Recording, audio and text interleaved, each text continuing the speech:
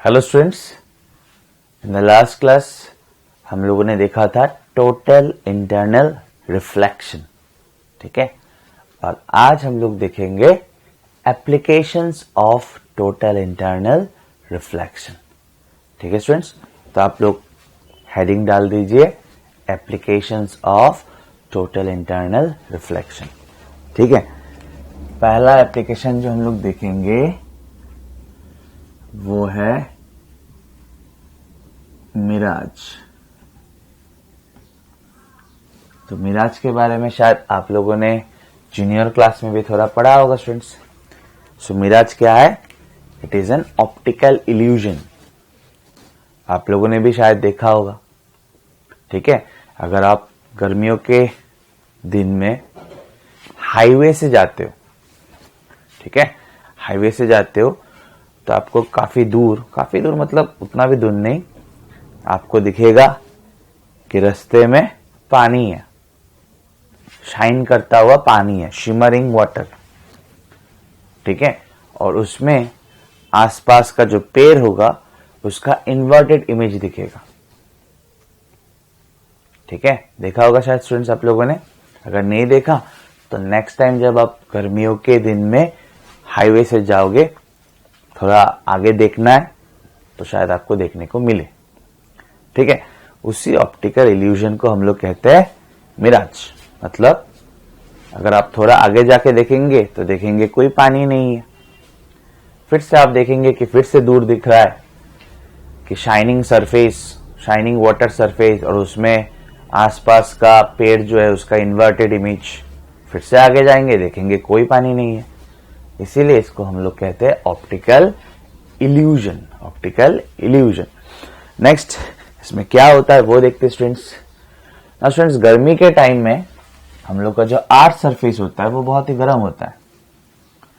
ठीक है, तो अर्थ सरफेस गर्म होने की वजह से उसके आसपास का जो एयर का लेयर्स है, आसपास का जो एयर का लेयर्स है, मतलब if this is earth surface तो मैं इन सब लेयर का बात कर रहा हूं। तो ये सब लेयर जो है, एयर का जो लेयर्स है वो भी गर्म होता है ना स्टूडेंट्स। गर्म एयर का लेयर, हॉट एयर का layer is rare medium. Hot air का layer it is optically rare medium.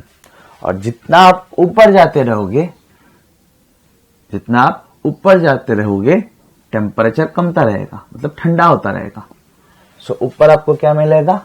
Cold layer मिलेगा, कोल्ड एयर का लेयर मिलेगा। एंड कोल्ड यानी कि डेंसर मीडियम। समझ में आया स्टूडेंट्स? आया? तो ध्यान से सुनना है स्टूडेंट्स। यहां पे हॉट एयर का लेयर्स, यहां पे हॉट एयर का लेयर्स यानी कि रेयर मीडियम आप लिख के रख सकते हो। हॉट कहां पे लिखूं? यहां पे लिख के रखता हूं, हॉट लेयर। ठीक है, हॉट एयर लेयर लिख सकते हो आप। ये क्या मीडियम हो गया students? Optically rare medium. And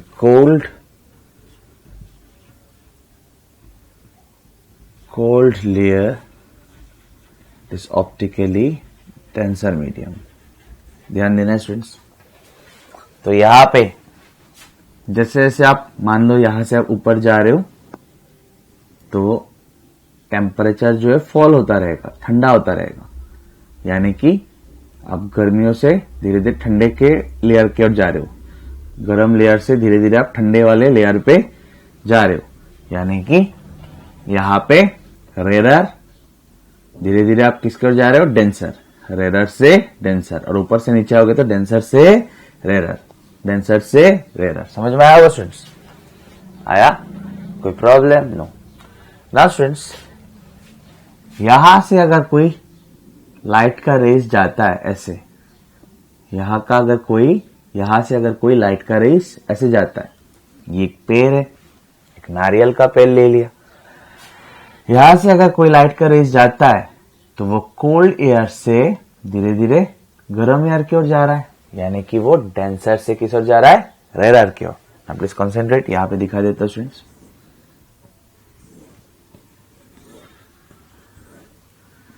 ठीक है, सो ध्यान दीजिए। तो स्टूडेंट्स यहां से अगर कोई रे आता है ऐसे, यहां पे हो गया नॉर्मल, तो ठंडा वाला एयर से गर्म वाला एयर की ओर जा रहा है, तो डेंसर से रेरर, तो डेंसर से रेरर किस ओर बेंड होगा, अवे फ्रॉम द नॉर्मल, किस ओर बेंड होगा students, away from the normal. दिख रहा है ना, थोड़ा अच्छी तरह से ड्रॉ कर देता हूं।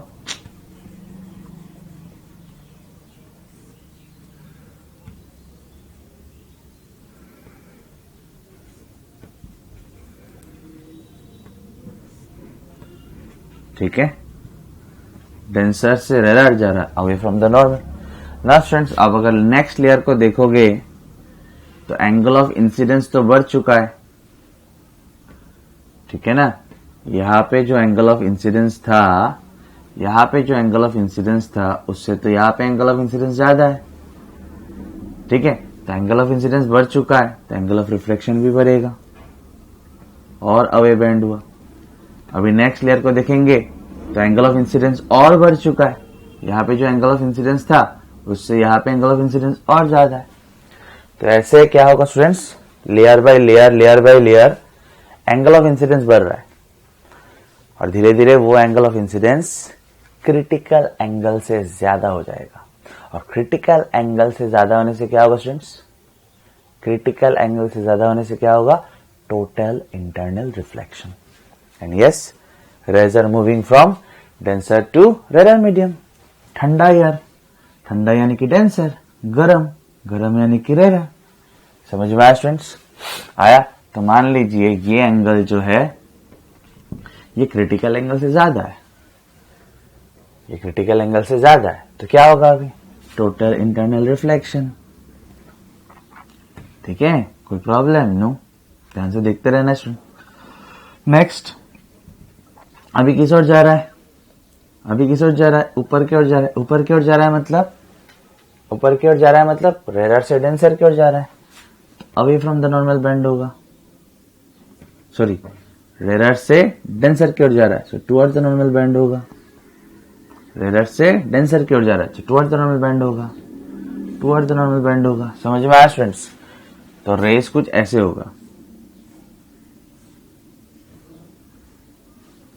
समझ में आया, आया।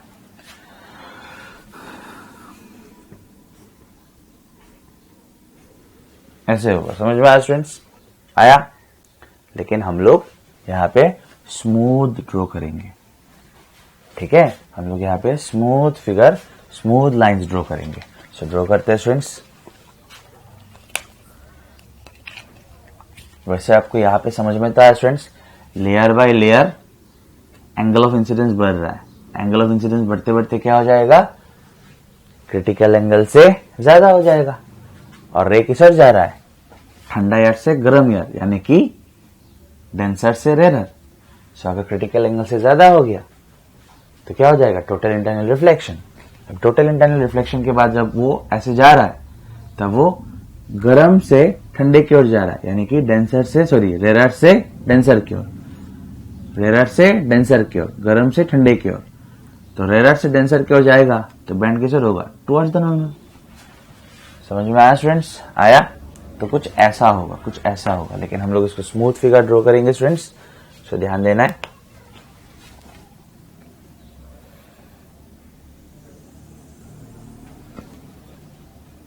ठीक है, समझ में आया। नेक्स्ट, ये रेज जाके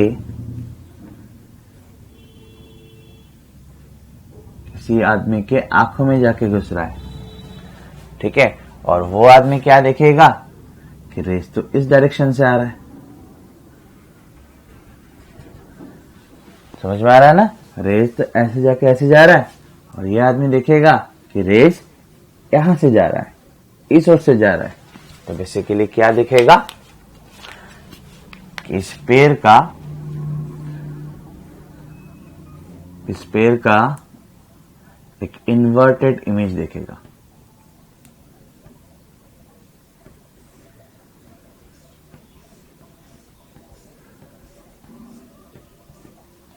ठीक है ना, स्फीयर का एक इन्वर्टेड इमेज दिखेगा और उनको लगेगा कि ये इन्वर्टेड इमेज कहां पे फॉर्म हुआ, कहां पे फॉर्म हुआ, एक पॉन्ड में फॉर्म हुआ, एक वाटर मतलब वाटर बॉडीज में फॉर्म हुआ। समझ में आया स्टूडेंट्स, आया। सो इसी को हम लोग कहते हैं, इसी ऑप्टिकल इल्यूजन को हम लोग कहते हैं मिराज। समझ में आया स्टूडेंट्स, आया। स्टूडेंट्स अभी हम लोग नेक्स्ट एप्लीकेशन देखेंगे टोटल इंटरनल रिफ्लेक्शन का। सो अभी हम लोग बात करेंगे students totally reflecting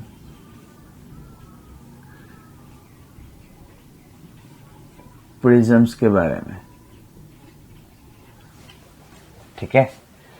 so totally reflecting prism कौन से प्रिज्म को कहा जाता है, ए राइट एंगल्ड, सब कुछ समझ में आएगा students, A right angled isosceles prism is called totally reflecting prism. Right angle isosceles prism मतलब 45 डिग्री, 90 डिग्री एंड 45 डिग्री वाला प्रिज्म। मतलब मान लीजिए ये है प्रिज्म। प्रिज्म आप लोगों ने देखा है ना स्टूडेंट्स, कैसा होता है प्रिज्म देखने में, थोड़ा ड्रॉ करके दिखाता हूं।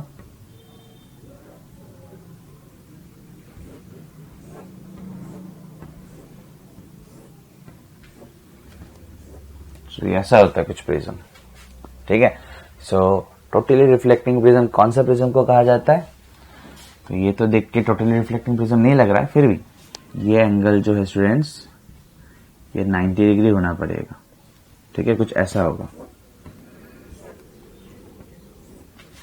ये एंगल जो है वो 90 डिग्री होना पड़ेगा, ठीक है।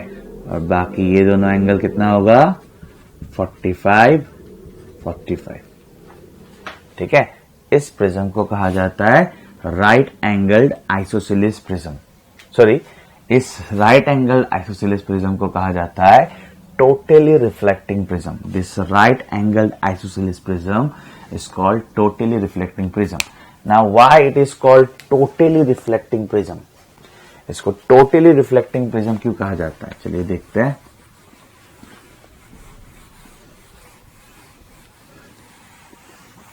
तो ध्यान दीजिए,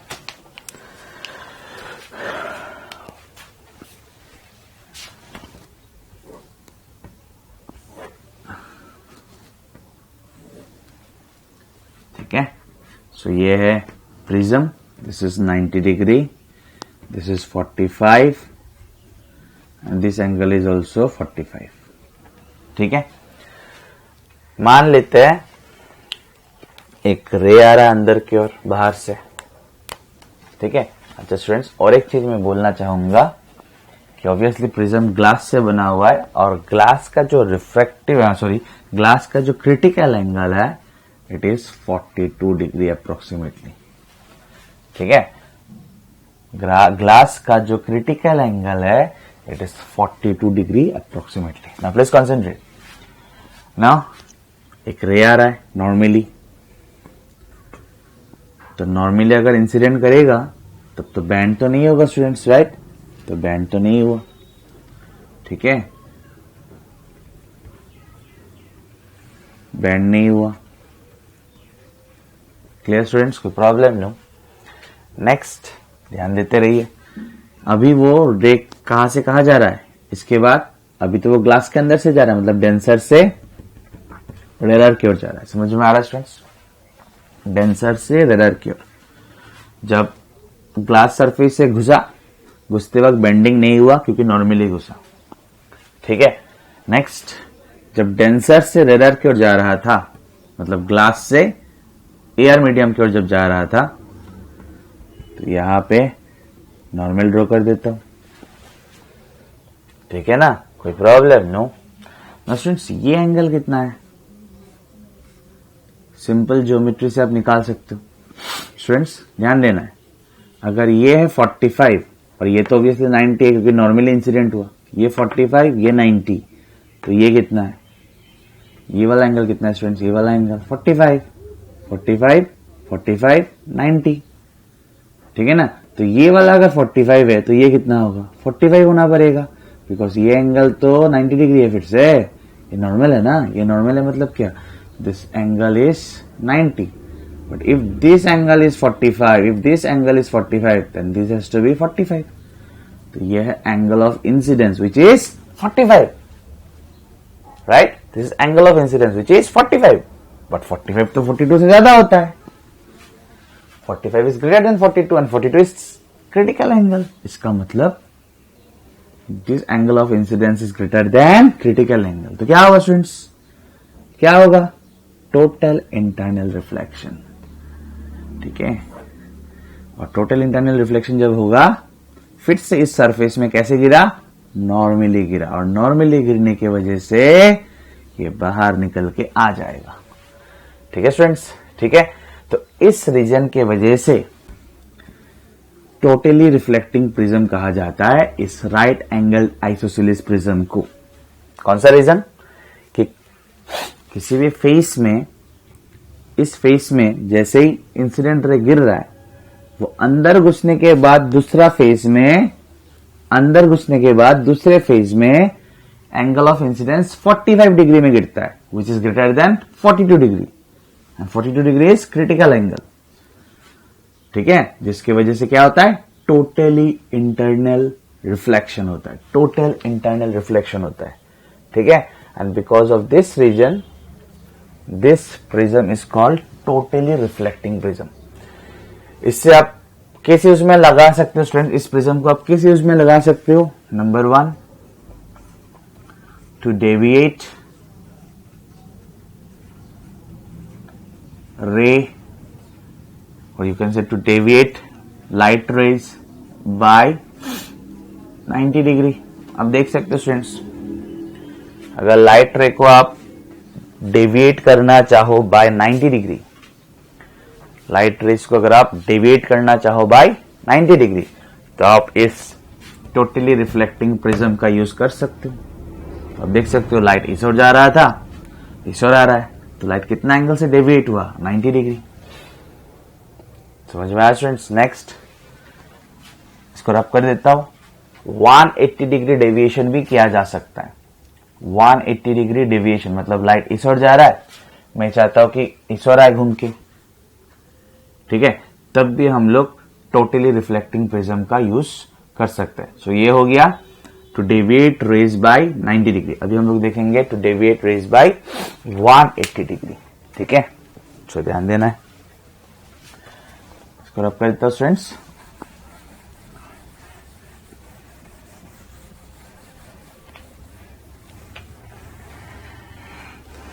नेक्स्ट देख लेते हैं, टू डेविएट रे या रेज बाय 180 डिग्री, ठीक है स्टूडेंट्स, ध्यान देते रहना है।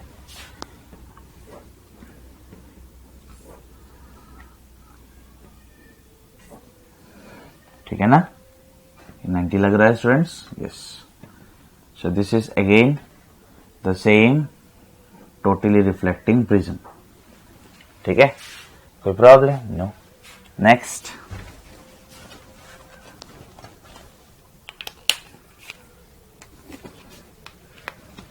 बाहर से एक रे आ रहा है, जब वो एयर से ग्लास की ओर गया वो बैंड नहीं हुआ क्योंकि नॉर्मली इंसिडेंट हुआ, ठीक है ना। नेक्स्ट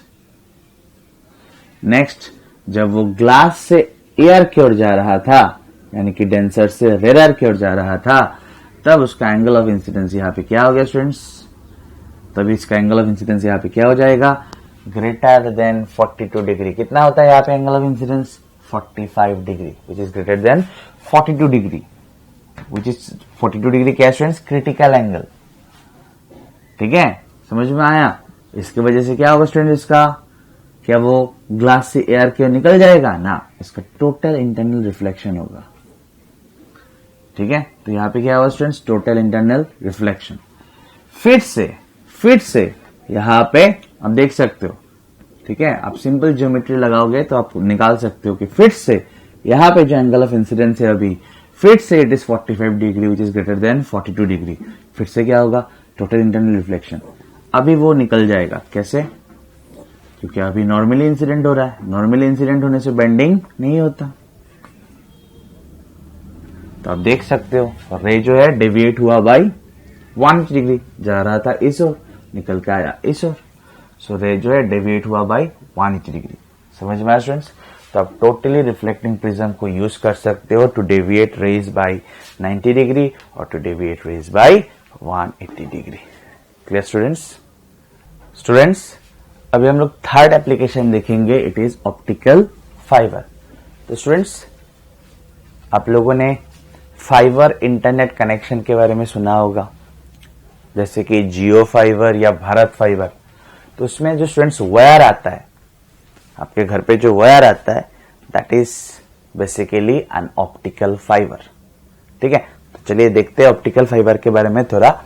तो स्टूडेंट्स ऑप्टिकल फाइबर में बेसिकली देखा जाए तो दो मीडियम होता है, एक इनर मीडियम, एक आउटर मीडियम। अगर आप क्रॉस सेक्शनल व्यू देखेंगे तो this is inner medium and this is outer medium. ठीक है, और दो मीडियम का अलग अलग रिफ्रैक्टिव इंडेक्स होता है। ठीक है, ये जो इनर मीडियम है इसको हम लोग कहते हैं कोर, और ये जो आउटर मीडियम है इसको हम लोग कहते हैं क्लेडिंग। ठीक है students, and refractive index of core is greater then refractive index of cladding. ठीक है, इसका मतलब क्या हुआ? इसका मतलब हुआ कि कोर जो है वो डेंसर मीडियम होगा और क्लेडिंग जो है वो रेयर मीडियम होगा, रेयर मीडियम। समझ में आया students? So this medium is denser medium and the outer medium that is cladding is rare medium. ठीक है, refractive index of core is greater than refractive index of cladding. Refractive index of core होता है 1.52 and refractive index of cladding होता है 1.48. ठीक है students, next इसका application क्या है देखते हैं, इसका यूज क्या है देखते हैं। तो स्टूडेंट्स ध्यान देना है, यहां पे एक लाइट रे को इंसिडेंट करेंगे। ठीक है, यहां पे देख लीजिए एक बार। ठीक है, यहां पे एक लाइट रेस को इंसिडेंट करेंगे। ठीक है, नेक्स्ट अभी वो डेंसर मीडियम की ओर जा रहा है, यहां से यहां आ रहा है, डेंसर मीडियम की ओर जा रहा है, तो ये बैंड होगा टुवर्ड्स द नॉर्मल। इसको अगर मैं नॉर्मल मानूं तो बैंड हुआ towards the normal. Now students अभी एक इंपॉर्टेंट जगह, अभी इसके बारे में बात करेंगे। ये रे कौन से मीडियम से कौन सा मीडियम जा रहा है स्टूडेंट्स? ये वाला, it is moving from core to cladding और you can say denser to rare. ठीक है ना, it is moving from core to cladding, that is from denser to rare. Now students इसको ऐसे इंसिडेंट किया जाएगा, इस रे को ऐसे इंसिडेंट किया जाएगा जिससे कि यहां पे जो ये एंगल ऑफ इंसिडेंस है ये ग्रेटर देन क्रिटिकल एंगल हो। ठीक है, ये ग्रेटर देन क्रिटिकल एंगल हो, and obviously this ray is moving from denser to rare, that is from core to cladding. Core is denser than cladding. Now students if this angle is greater than critical angle तब क्या होगा? Total internal reflection. तो देखते हैं यहां पे अभी this angle will be greater than critical angle, तो क्या होगा स्टूडेंट्स? Total internal reflection.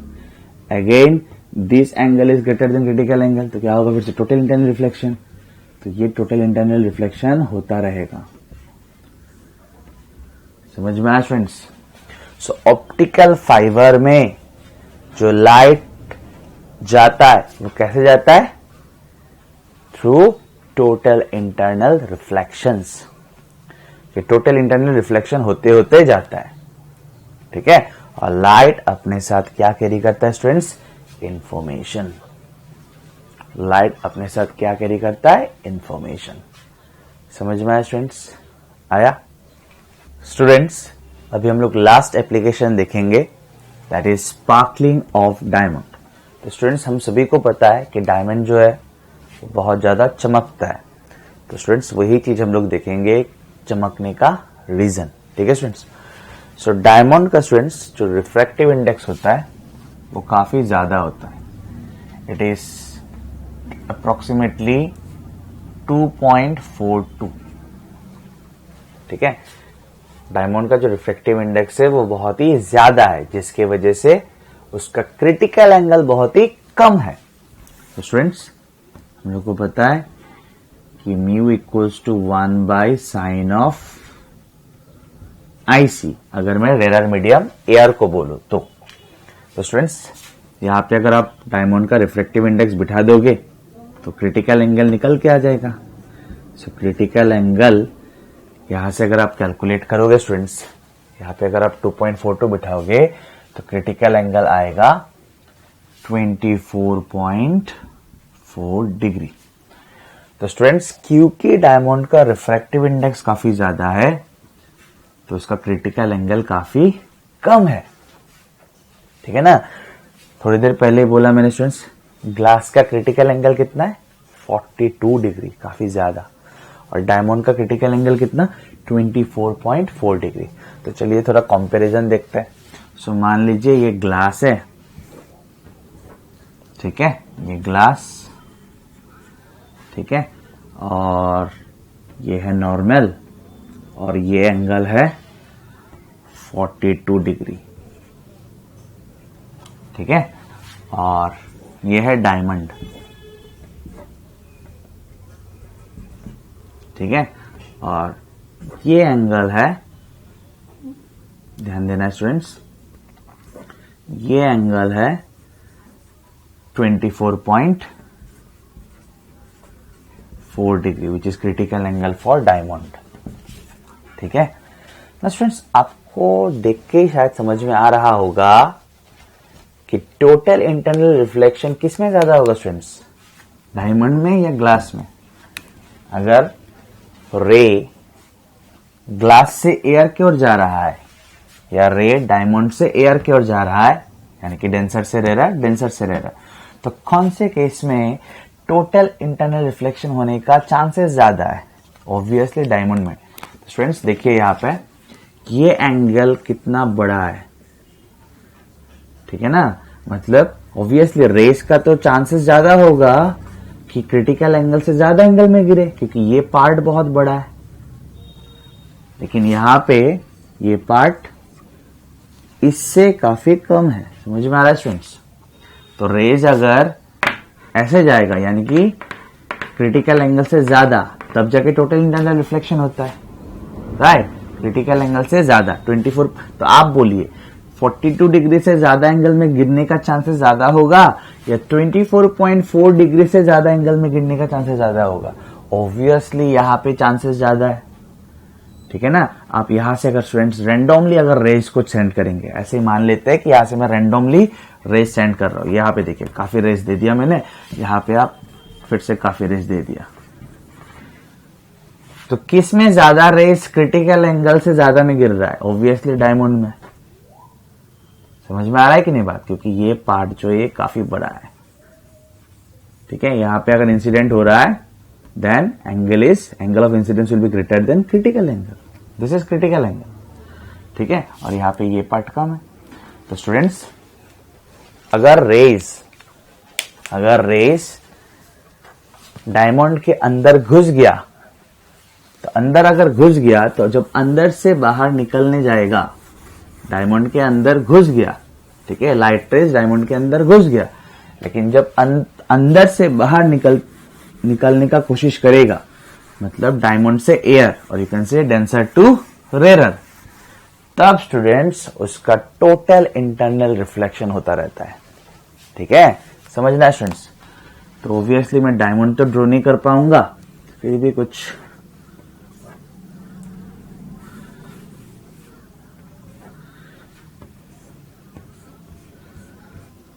ठीक है, थोड़ा लग रहा है ना डायमंड जैसा, चलो, तो स्टूडेंट्स क्या होता है, डायमंड को ऐसे कट किया जाता है, डायमंड को ऐसे कट किया जाता है कि उसमें रेस बाहर से तो अंदर बहुत घुसेगा, ठीक है ना, बाहर से तो अंदर बहुत घुसेगा, लेकिन अंदर घुसने के बाद जो वो निकलने जाता है, डायमंड के अंदर घुसने के बाद रेस जब बाहर की ओर आने का कोशिश करता है तब वो नहीं आ पाता है, और अंदर ही अंदर बार बार उसका टोटल इंटरनल रिफ्लेक्शन होता रहता है, और टोटल इंटरनल रिफ्लेक्शन होने का चांसेस भी ज्यादा है क्योंकि उसका क्रिटिकल एंगल बहुत ही कम है।